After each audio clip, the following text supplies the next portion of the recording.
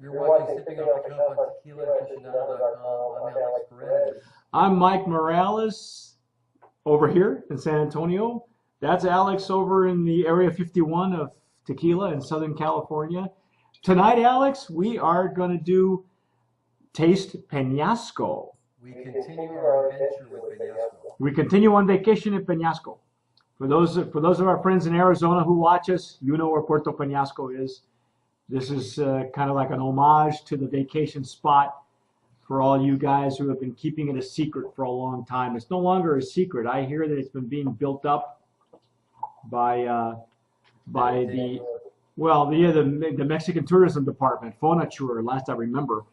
And now, it used to be like Ensenada was years and years ago, where it was just a hideaway.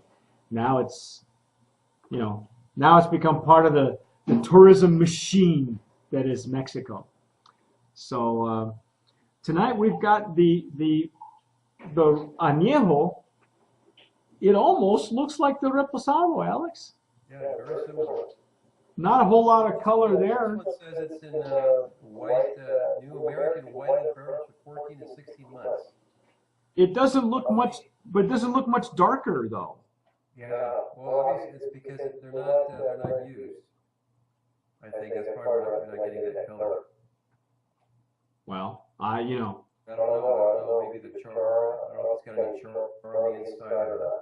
I would imagine it needs to have some, because that's the only way it would impart any of the oils, right. Any of the other flavors of the wood. But it's got a beautiful color to it.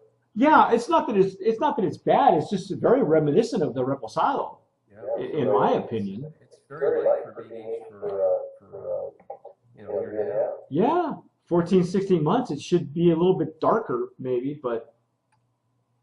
It's got beautiful legs on the glass.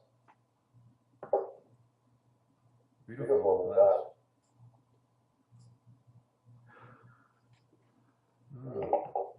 Got a nice nose.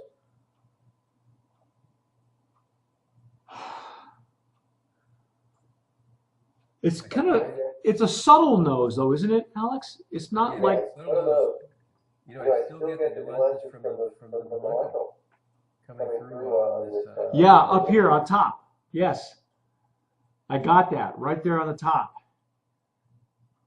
So you got that roasted agave, the pepper. Again, you got the caramel and the vanilla.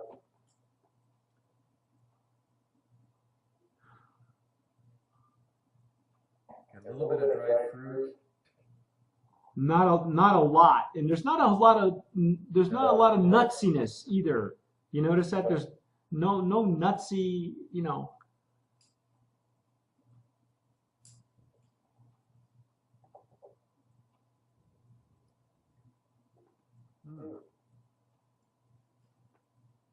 Wow, still packs a punch. But it's sweet. Yeah, it is sweet. This doesn't. Cover up the palate. Yeah, this does not. This doesn't resemble the Reposado at all. At least not in the flavor profile. Maybe in the nose a little bit. You get that blanco, but it does not. It's almost like unrelated. I mean, it's not, for me, it's not consistent. And that's not a bad thing. I actually like the Anejo. I like the Anejo better than the Repo myself. You're right, dried fruit. There's a little dried fruit in there. You think the new one will do that? The sweetness? Probably, yeah. Because it really exploded in sweetness in my palate. Yeah.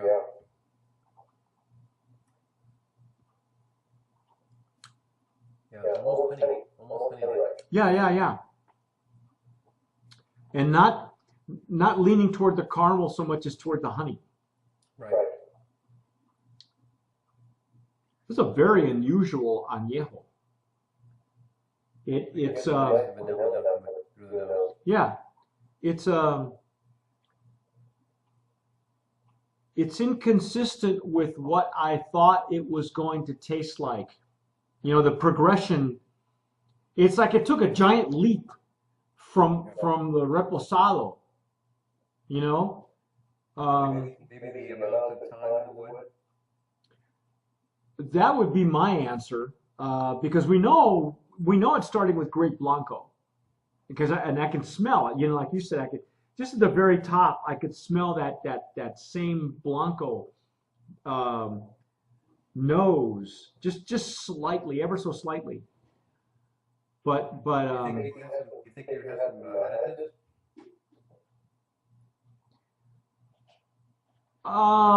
it could. Okay. But if you're starting with virgin barrels, you really don't need it. You know what I mean? It's not. I would imagine that if you use a used barrel, that it would require more of an additive.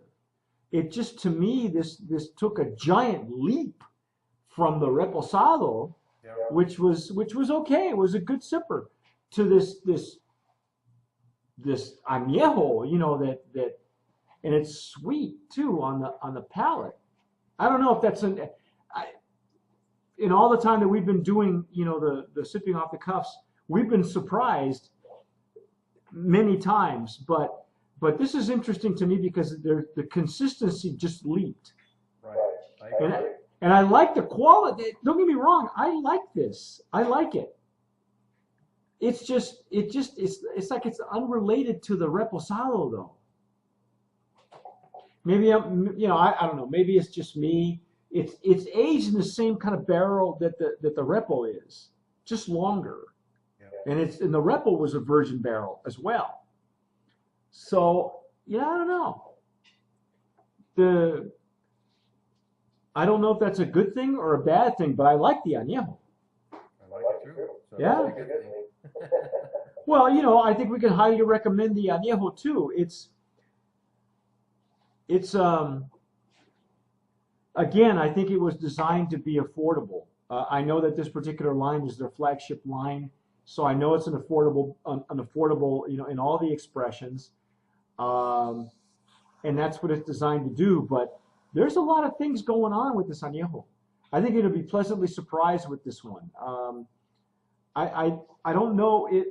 I wouldn't say it was brand of promise material, but it is really worth looking for. In fact, if you had to choose between and probably there's only a few dollars difference between the reposado and the añejo,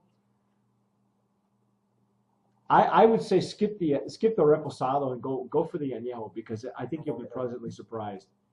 Yeah. I think the blanco and the repo were supposed to be kind of interchangeable, maybe, but this añejo really sings, really jumps. It just took a leap forward for me.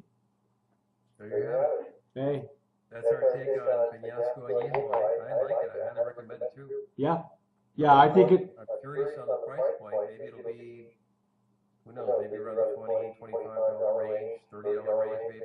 could be. Like I say, I think it'll be very, very affordable. I don't have any price points in front of me, but I would say look for it because you will be pleasantly surprised not only with the flavor, but probably with the price point as well. So, I'm Mike Morales.